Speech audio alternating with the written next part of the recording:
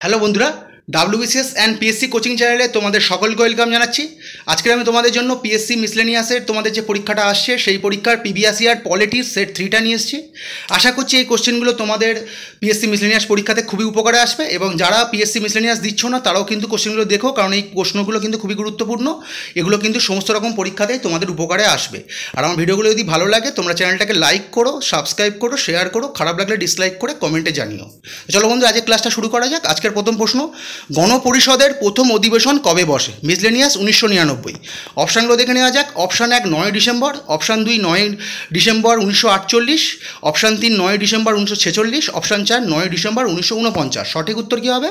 সঠিক উত্তর হবে 9 ডিসেম্বর 1946। তাহলে গণপরিষদের প্রথম অধিবেশন কবে বসেছিল? 9 ডিসেম্বর 1946। তোমরা তারিখটাও কিন্তু মনে রাখবে, সালের পাশাপাশি ওটাও কিন্তু আছে। গণপরিষদের প্রথম অধিবেশন কোথায় বসেছিল? প্রথম অধিবেশন বসেছিল নতুন দিল্লিতে। এর প্রথম সভাপতি কে ছিল? সচ্চিদানন্দ সিনহা, তিনি কিন্তু অস্থায়ী সভাপতি ছিলেন। গণপরিষদের প্রথম সভাপতি স্থায়ী তিনি ছিলেন ডক্টর রাজেন্দ্র প্রসাদ, পরবর্তীকালে যিনি ভারতের প্রথম রাষ্ট্রপতি পদে অধিষ্ঠিত হন তোমরা জানো। আর ক্যাবিনেট মিশন পরিকল্পনা অনুযায়ী গণপরিষদ গঠিত হয়েছিল, এটা কিন্তু খুবই গুরুত্বপূর্ণ। কোন মিশন অনুযায়ী গণপরিষদ গঠিত হয়েছিল? ক্যাবিনেট মিশন পরিকল্পনা অনুযায়ী গণপরিষদ গঠিত হয়েছিল। চলো বন্ধুরা, পরের প্রশ্ন, প্রধানমন্ত্রী কেন্দ্রীয় মন্ত্রিসভার সকলেই নিম্নের কার সদস্য? মিসলেনিয়াস 1999। অপশানগুলো দেখে নেওয়া যাক। অপশান 1 জাতীয় উন্নয়ন পরিষদ, অপশান 2 পরিকল্পনা কমিশন, অপশান 3 আঞ্চলিক পরিষদ, অপশান 4 উপরের কোনোটাই নয়। সঠিক উত্তর কী হবে? সঠিক উত্তর হবে জাতীয় উন্নয়ন পরিষদ। এই সম্বন্ধে নোট দেখে নেওয়া যাক। এই জাতীয় উন্নয়ন পরিষদ বা ন্যাশনাল ডেভেলপমেন্ট কাউন্সিল এনডিসি কত সালে গঠিত হয়? 1952 সালে 6ই আগস্ট এটা গঠিত হয়। তাহলে কিন্তু 6ই আগস্ট এটাও কিন্তু তোমাদের কিন্তু মনে রাখতে হবে, এটা কিন্তু আসে। আর এটা একটা নন স্ট্যাটিউটারি বডি বা অবিধিবদ্ধ সংস্থা। পঞ্চবার্ষিকী পরিকল্পনার প্রস্তাবগুলো চূড়ান্ত অনুমোদন কে দেয়? এনডিসি। এনডিসির সভাপতিকে প্রধানমন্ত্রী, আর এনডিসির সচিবকে পরিকল্পনা কমিশনের যে সচিব তিনিই কিন্তু এনডিসির সচিব। যদিও পরিকল্পনা কমিশন বর্তমানে উঠে গেছে, যেন নীতি আয়োগ চালু হয়েছে। আর অন্যান্য সদস্য, এটা কিন্তু খুবই গুরুত্বপূর্ণ, অন্যান্য সদস্যরা হলো প্রতিটি রাজ্যের মুখ্যমন্ত্রী, কেন্দ্রীয় মন্ত্রিসভার সদস্য ও কেন্দ্রশাসিত অঞ্চলের রাজ্যপাল ও পরিকল্পনা কমিশনের সদস্য, এনারাও কিন্তু এনডিসির সদস্য। এই অন্যান্য সদস্যরা কিন্তু খুব ভালো করে তোমরা দেখে নিও, সভাপতি ও সচিবের পাশাপাশি। তো চলো বন্ধুরা, পরের প্রশ্ন, ভারতের সংবিধানের কোন ধারায় সংবিধান সংশোধনের অধিকার দেওয়া হয়েছে? মিসলেনিয়াস 1999। অপশানগুলো দেখে নেওয়া যাক। অপশান 1 368 নম্বর ধারা, অপশান 2 370 নম্বর ধারা, অপশান 3 371 নম্বর ধারা, অপশান 4 345 নম্বর ধারা। সঠিক উত্তর কী হবে? সঠিক উত্তর হবে 368 নম্বর ধারা। আর এটা তো আমাদের সেই যে ভারতবর্ষের যে সংবিধান সংশোধন প্রক্রিয়া, এটা কোথা থেকে গৃহীত হয়েছে? দক্ষিণ আফ্রিকার সংবিধান থেকে অনুকরণ করা হয়েছে। এটাও কিন্তু আসে যে আমাদের যে অ্যামেন্ডমেন্ট প্রক্রিয়া, এটা কিন্তু দক্ষিণ আফ্রিকার সংবিধান থেকে অনুকরণ করা হয়েছে। চলো বন্ধুরা, পরের প্রশ্ন, ভারতীয় সংবিধানের কততম সংশোধন দ্বারা মৌলিক কর্তব্যগুলি যুক্ত হয়েছে? মিসলেনিয়াস 1999। অপশানগুলো দেখে নেওয়া যাক। অপশান 1 40তম, অপশান 2 41তম, অপশান 2 42তম, অপশান 4 43তম। সঠিক উত্তর কী হবে? সঠিক উত্তর হবে 42তম সংশোধন। এটা কত সালে হয়েছিল? 1976 সালে। এই সম্বন্ধে নোট দেখে নেওয়া যাক। আমাদের এই যে মৌলিক কর্তব্য, এটা আমাদের কত নম্বর পার্ট বা অধ্যায়ে আছে? 4-এর আমাদের এটা চতুর্থ কর অধ্যায়ে আছে, মানে ইংলিশে বললে পার্ট 4A-তে আছে। আর এটা আমাদের কত নম্বর আর্টিকেলে আছে? 51 A নম্বর ধারাতে আর্টিকেলে আছে। আচ্ছা, কোন কমিটির খুব গুরুত্বপূর্ণ, কোন কমিটির সুপারিশ অনুসারে মৌলিক কর্তব্যগুলি যুক্ত হয় সংবিধানে? শরণ সিং কমিটির সুপারিশ অনুসারে এটি মৌলিক কর্তব্যগুলি সংবিধানে যুক্ত হয়। আর 2002 সালে 86তম সংশোধন দ্বারা আরও একটি মৌলিক কর্তব্য যুক্ত হয়ে বর্তমানে মৌলিক কর্তব্যের সংখ্যা 11টি। এটা আমার একটু লেখা মিস্টেক হয়েছে। প্রথম সময় যখন মৌলিক কর্তব্যগুলি সংবিধানে যুক্ত হয় তখন কিন্তু 10টি মৌলিক কর্তব্য ছিল। আর 2002 সালে 86তম সংশোধন দ্বারা কিন্তু আরও একটি মৌলিক কর্তব্য যুক্ত হয়। এখন মৌলিক কর্তব্যের সংখ্যা হচ্ছে 11টি। সেই মৌলিক কর্তব্য হলো যে প্রতিটা অভিভাবককে 6 থেকে 14 বছর বয়সী বাচ্চাদের শিক্ষার ব্যবস্থা করতে হবে, এটা 11 নম্বর মৌলিক কর্তব্য। এখন বর্তমানে মৌলিক কর্তব্যের সংখ্যা 11টি, আর যদি প্রাথমিক অবস্থায় মৌলিক কর্তব্যের সংখ্যা ছিল 10টি। দুটোই তোমরা ভালো করে মনে রেখো। চলো বন্ধুরা, পরের প্রশ্ন, নিচের কোন মৌলিক অধিকারকে ডক্টর বি.আর. আম্বেদকর ভারতীয় সংবিধানের হৃদয় ও আত্মা বলেছে? মিসলেনিয়াস 1999। অপশান 1 ধর্মীয় স্বাধীনতার অধিকার, অপশান 2 সম্পত্তির অধিকার, অপশান 3 সাম্যের অধিকার, অপশান 4 শাসনতান্ত্রিক প্রতিবিধানের অধিকার। সঠিক উত্তর কী হবে? সঠিক উত্তর হবে শাসনতান্ত্রিক প্রতিবিধানের অধিকার। এই সম্বন্ধে নোট দেখে নেওয়া যাক। এটা আমাদের কত নম্বর আর্টিকেলে আছে? এটা হচ্ছে 32 নম্বর আর্টিকেলে আছে, শাসনতান্ত্রিক প্রতিবিধানের অধিকার বা রাইট টু কনস্টিটিউশনাল রেমেডিস। আচ্ছা, 32 নম্বর ধারা অনুযায়ী সুপ্রিম কোর্ট 5 ধরনের রিট বা লেখ জারি করতে পারে।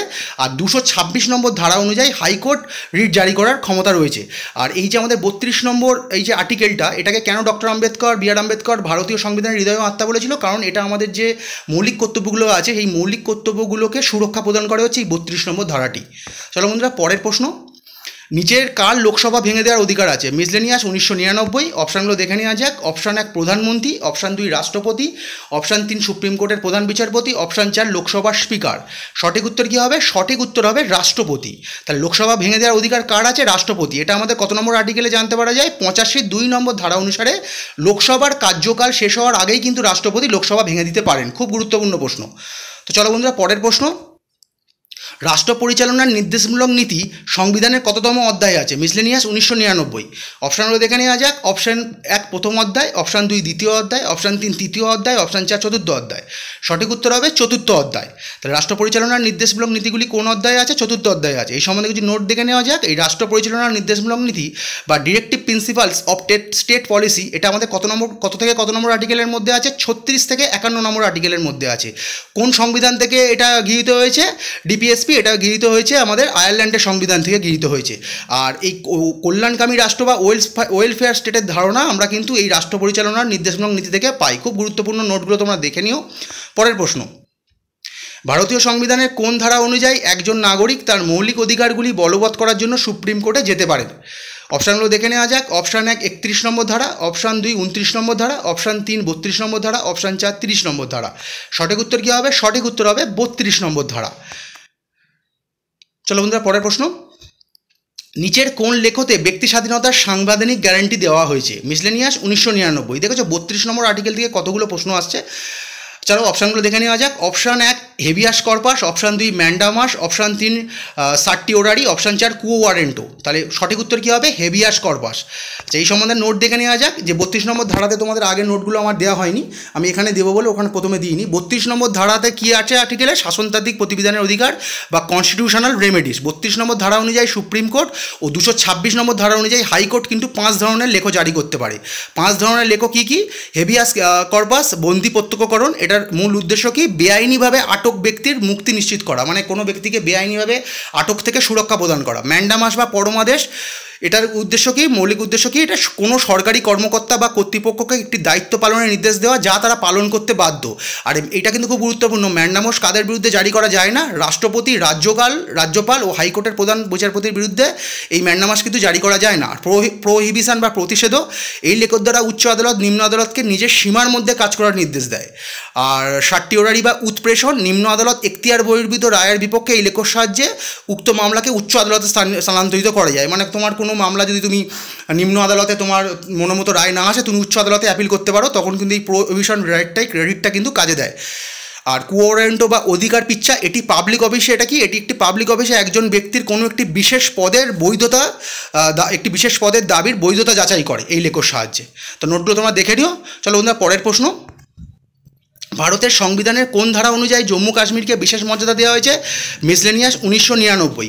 অপশানগুলো দেখে নেওয়া যাক। Option 1 370, option 2 372, option 3 368, option 4 366। সঠিক উত্তর কী হবে? সঠিক উত্তর হবে 370 নম্বর ধারা। তাহলে 370 নম্বর ধারা অনুযায়ী জম্মু কাশ্মীরকে স্পেশাল স্ট্যাটাস দেওয়া হয়েছিল, কিন্তু বর্তমানে 5ই আগস্ট 2019 সালে তোমরা সবাই জানো যে এই বিশেষ মর্যাদাকে বা স্পেশাল স্ট্যাটাসটা কিন্তু তুলে নেওয়া হয়েছে জম্মু কাশ্মীর থেকে। জম্মু কাশ্মীর কিন্তু বর্তমানে এটা কেন্দ্রশাসিত অঞ্চল। চলো বন্ধুরা পরের প্রশ্ন, নিচের বিষয়গুলির মধ্যে কোনটি যুগ্ম তালিকায় অন্তর্ভুক্ত? খুব গুরুত্বপূর্ণ প্রশ্ন, বা কনকারেন্ট লিস্টে অন্তর্ভুক্ত। মিসলেনিয়াস 1999। সঠিক অপশানগুলো দেখে নেওয়া যাক। অপশান 1 শিক্ষা, অপশান 2 কৃষি, অপশান 3 পুলিশ, অপশান 4 নাগরিকত্ব। সঠিক উত্তর কী হবে? সঠিক উত্তর হবে এই চারটের মধ্যে কোনটা আমাদের যুগ্ম তালিকায় আছে? শিক্ষা। এই সম্বন্ধে কিছু নোট দেখে নেওয়া যাক। এই যুগ্ম তালিকা বা এই কনকারেন্ট লিস্টের ধারণাটা আমরা কোন দেশের সংবিধান থেকে নিয়েছি? অস্ট্রেলিয়ার সংবিধান থেকে গৃহীত হয়েছে। এটা আমাদের কত নম্বর শিডিউলে আছে বা তপশিলে আছে? 7ম তপশিলে আছে। কত নম্বর ধারাতে আছে? 246 নম্বর ধারাতে আছে। আর আমাদের এই যে মানে তোমরা জানো যে 3টে তালিকা আছে, কেন্দ্রীয় তালিকা, রাজ্য তালিকা, যুগ্ম তালিকা। এগুলো কিন্তু সবই 246 নম্বর আর্টিকেল থেকে তোমরা জানতে পারবে। আর এই যে যুগ্ম তালিকাতে কটা বিষয় আছে? যুগ্ম তালিকাতে আছে 52টি বিষয়। আর 42তম সংবিধান সংশোধন দ্বারা শিক্ষাকে কিন্তু যুগ্ম তালিকায় অন্তর্ভুক্ত করা হয়েছিল। যুগ্ম তালিকা আগে রাজ্য তালিকার মধ্যে ছিল, সেটাকে 42তম সংশোধন দ্বারা কিন্তু যুগ্ম তালিকায় অন্তর্ভুক্ত করা হয়েছিল। চলো আমরা পরের প্রশ্ন, কোনো আইনসভার সদস্য নন এমন ব্যক্তি সেই আইনসভার সদস্য সভাপতিত্ব করতে পারেন। মিসলেনিয়াস 1999। মানে কোনো আইনসভার সদস্য নন এমন ব্যক্তি সেই আইনসভার সভাপতিত্ব করেন। মিসলেনিয়াস 1999। অপশানগুলো দেখে নেওয়া যাক। Option 1 Rajya Sabha, option 2 Lok Sabha, option 3 বিধানসভা, অপশান 4 কোনোটাই নয়। সঠিক উত্তর কী হবে? সঠিক উত্তর হবে রাজ্যসভা। এই সম্বন্ধে নোট দেখে নেওয়া যাক। ভারতের উপরাষ্ট্রপতি কিন্তু রাজ্যসভার সদস্য নয়, তা সত্ত্বেও কিন্তু ভারতের উপরাষ্ট্রপতি রাজ্যসভার সভাপতিত্ব করেন। এটা কত নম্বর ধারাতে আছে? এটা আছে আমাদের 64 নম্বর ধারাতে। তো চলো বন্ধুরা, আজকের এই পর্যন্ত। খুব তাড়াতাড়ি আমি পলিটিক্স সেট 4টা নিয়ে আসছি। ততক্ষণ গুড বাই।